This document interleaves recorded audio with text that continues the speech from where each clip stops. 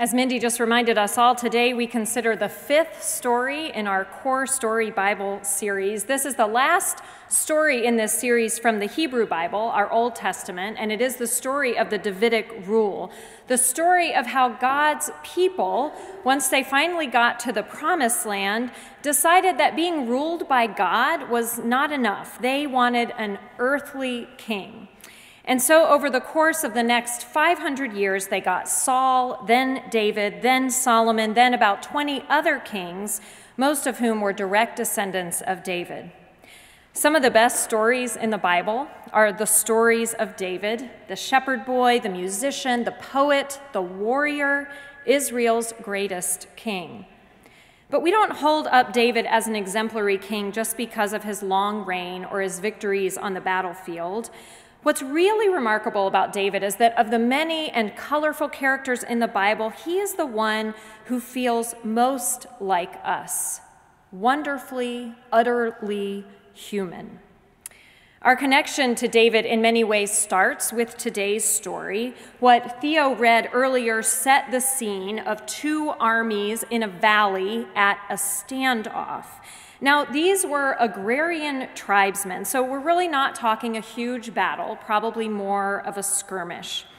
The Philistines had two advantages over the Israelites. They had imported iron weapons and an enormous warrior named Goliath. Imagine Arnold Schwarzenegger in his Terminator days, only about 1.5 times taller. King Saul wisely refused to let his army engage with the Philistines because he knew they'd get slaughtered. David, the baby of his family, had been sent by his father Jesse to bring provisions to his older brothers who were soldiers. He enters the scene and witnesses the terror that overcomes the Israelites when Goliath taunts them. This is where we pick up the story with verses 32 through 49. David said to Saul, "Let no one's heart fail because of him. Your servant will go and fight with this Philistine." Saul said to David, "You are not able to go against this Philistine to fight with him, for you are just a boy, and he has been a warrior from his youth." But David said to Saul, "Your servant used to keep sheep for his father, and whenever a lion or a bear came and took a lamb from the flock, I went after it and struck it down, rescuing the lamb from its mouth. And if it turned against me, I would catch it by the jaw, strike it down, and kill it. Your servant has killed both lions and bears, and this uncircumcised Philistine shall be like one of them, since he has defied the armies of the living God." David said, "The Lord who saved me from the paw of the lion and from the paw of the bear will save me from the hand of this Philistine." So Saul said to David, "Go, may the Lord be with you." Saul clothed David with his armor. He put a bronze helmet on his head and clothed him with a coat of mail. David strapped Saul's sword over the armor, and he tried in vain to walk, for he was not used to them. Then David said to Saul, "I cannot walk with these, for I am not used to them." So David removed them. Then he took his staff in his hand and chose 5 smooth stones from the wadi and put them in his shepherd's bag in the pouch. His sling was in his hand, and he drew near to the Philistine. The Philistine came on and drew near to David with his shield bearer in front of him. When the Philistine looked and saw David, he disdained him, for he was only a youth, ruddy and handsome in appearance. The Philistine said to David, "Am I a dog that you come to me with sticks?" And the Philistine cursed David by his gods. He said to David, "Come to me, and I will give your flesh to the birds of the air and to the wild animals of the field." But David said to the Philistine, "You come to me with sword and spear and javelin, but I come to you in the name of the Lord of hosts, the God of the armies of Israel, whom you have defied. This very day the Lord will deliver you into my hand, and I will strike you down and cut off your head. And I will give the dead bodies of the Philistine army this very day to the birds of the air and to the wild animals of the earth, so that all the earth may know there is a God in Israel, and that all this assembly may know that the Lord does not save by sword and spear. For the battle is the Lord's, and he will give you into our hand." When the Philistine drew nearer to meet David, David ran quickly towards the battle line to meet the Philistine. David put his hand in his bag, took out a stone, slung it, and struck the Philistine on his forehead. The stone sank into his forehead, and he fell face down on the ground. This is the word of the Lord. Thanks be to God. Is there anything more satisfying than a story where the underdog triumphs? One of my favorites is told in the movie Hoosiers. This movie tells the true story of a tiny Indiana high school whose basketball team improbably gets all the way to the state championship. In one scene near the end of the movie, the players enter the arena where they will play the championship game, and they are instantly dismayed by the size of it. They are used to playing in a tiny gym that seats maybe 200 people. This stadium seats thousands. Their coach immediately takes out a tape measure and has his players measure the distance from the foul line to the basket and from the basket to the floor. It turns out this court that feels so huge has the exact same dimensions as all the standard courts they've practiced on and played on and won on so many times before. The story of David and Goliath served a similar purpose for the first people who wrote it down. They were trying to help those who would read it make sense of a senseless situation.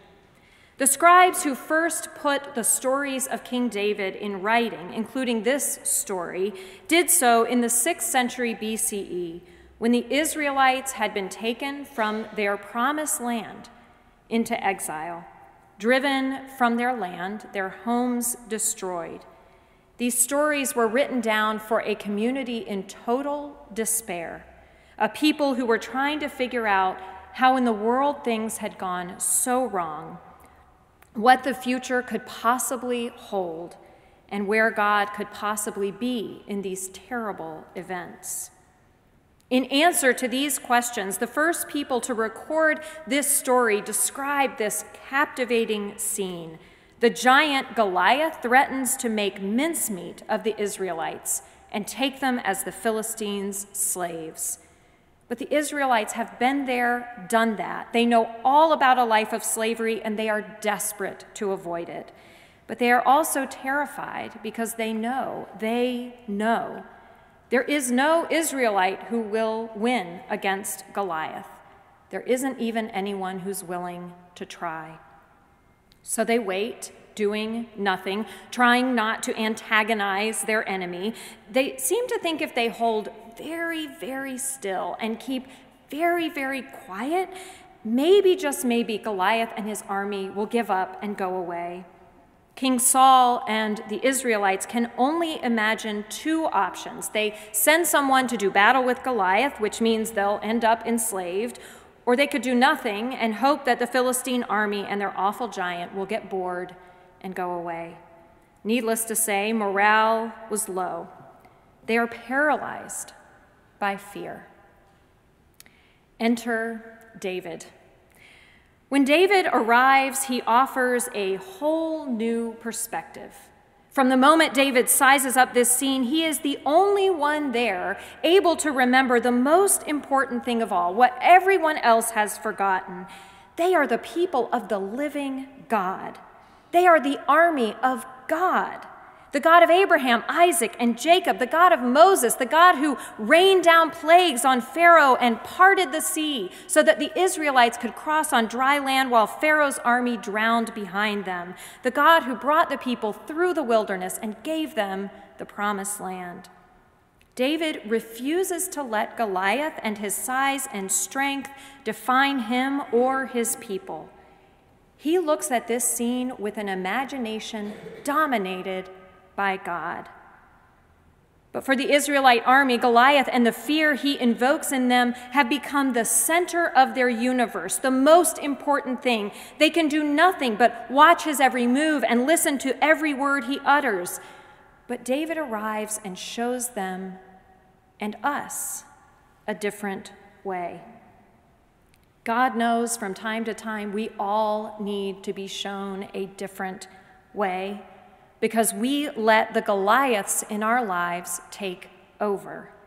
We all have things we fear, things that overwhelm us: illness, addiction, loneliness, failure, financial ruin, or some secret we are sure we cannot share.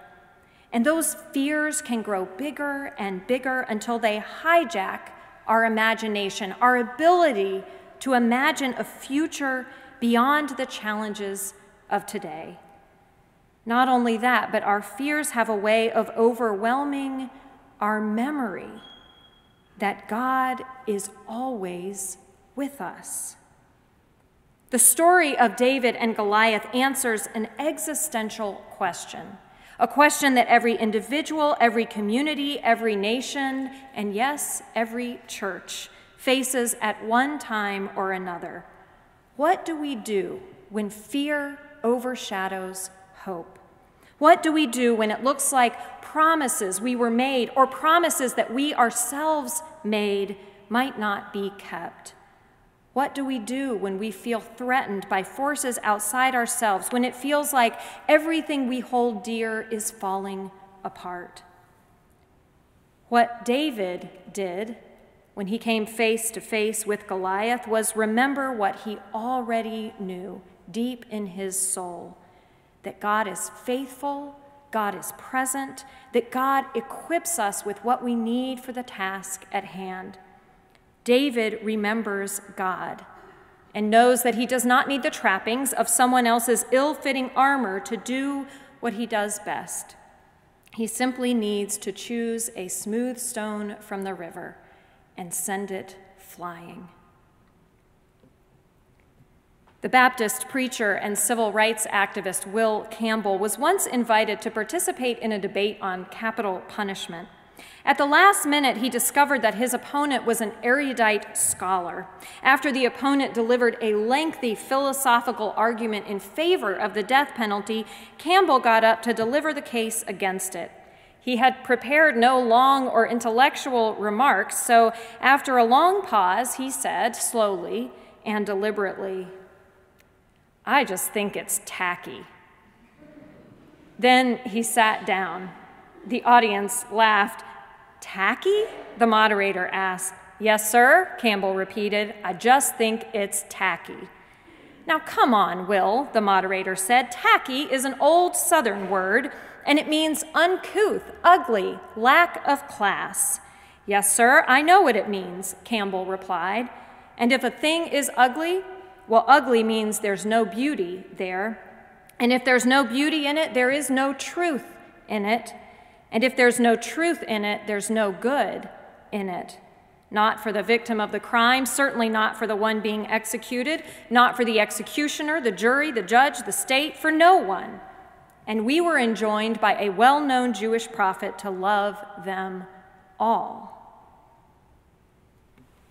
When faced with our fears, it is so easy to let them take over, to let them define us.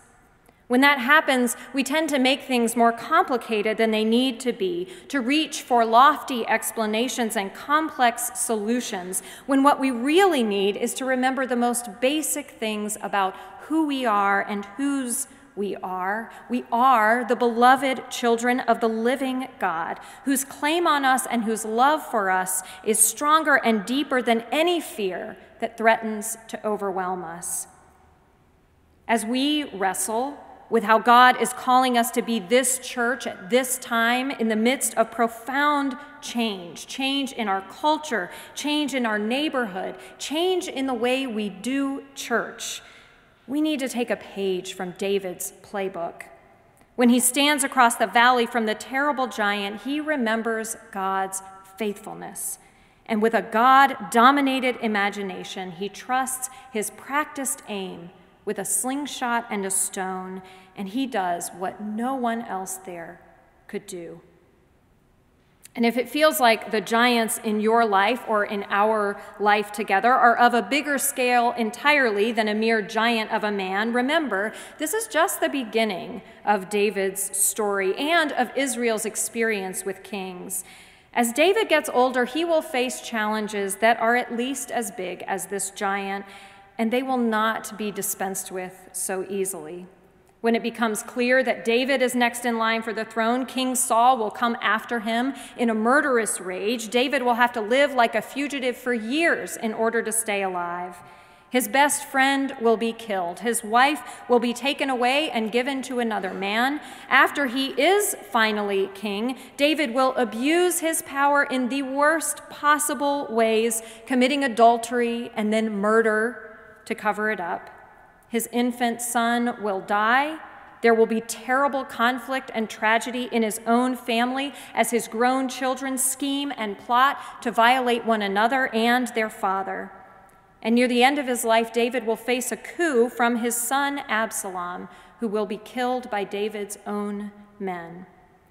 So in the face of this story, where David makes it look so easy to bring down a giant, we need to remember that his life, while full of triumph and achievement, will not in the end be defined by his successes. He will show himself to be utterly human, terribly flawed, and defined by his desperate need of God's guidance, God's grace, God's promises, and God's love, just like each one of us. Which is why those who wrote down this story from a place of exile made sure that this story where the shepherd boy takes down a mighty giant comes right at the beginning of David's story, because David will not be the underdog for long. There will come a day when David will forget that what defines him is his relationship to God. There will come a time when David's imagination becomes dominated not by God, but by lust and fear and greed. But perhaps because this childhood story persists in his memory and in ours, David, even in his most unsavory moments, eventually remembers and shows us what is most important. That though we may turn from God, God never turns from us. We learn the depth of God's love and claim on us in a whole new way in the life, death, and resurrection of Jesus Christ, that Jewish prophet from the line of King David. Like David, Jesus shows us how to live with imaginations dominated by God, who has called us and liberated us and guided us and equipped us with exactly what we need to move beyond fear into the future God has prepared for us. As uncertain as that future might be, as much as we might fear the changes it requires of us, what we know for certain is that God is with us every step of the way. After all, this is the God who, in the immortal words of Israel's extraordinarily human king, leads us beside still waters, walks with us through life's darkest valleys, and nourishes us with a heavenly banquet when God brings us home. Amen.